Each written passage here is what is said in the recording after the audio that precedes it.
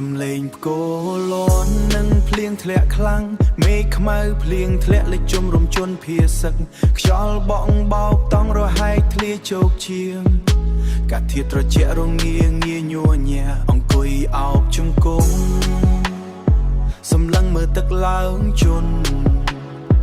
អីវ៉ាន់សំភារៈអនដែតសែនទឹកភ្លៀងរលាយអស់កូនក្មេងយំសោកព្រោះរងាខ្លាំងញ័រខ្លួនខ្ញុំព្យាយាមរឹងមាំតែក្នុងចិត្តឈឺចាប់រាងកាយមិនសូវសើមខុសពីនៅផ្ទះភ្លៀងធ្លាក់យ៉ាងខ្លាំងទឹកភ្នែកហូបរណាំងស្រោចនឹងវាសនា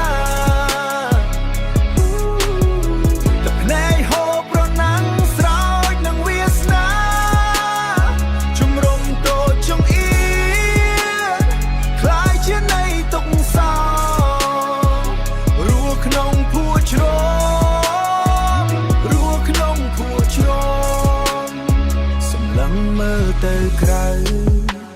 ឃើញតែផ្ទៃអ៊ូអាប់ផ្ទះដែលធ្លាប់រស់នៅឥឡូវคล้ายជាការចងចាំមានត្រឹមតែអាវរហែងបងរៀនឲ្យយើងចេះស៊ូទ្រាំ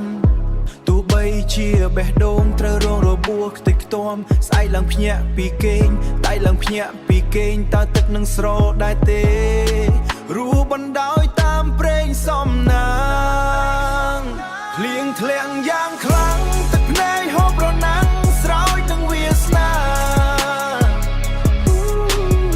ទឹកភ្នែកហូបរណាំងស្រោចនឹងវាសនា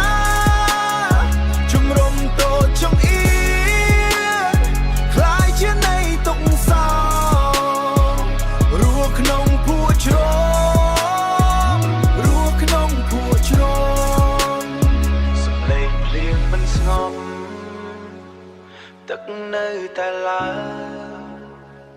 ចិត្តនៅតែនៅផ្ទះណាតើពេលណាទៅទើបមេឃស្រឡះវិញ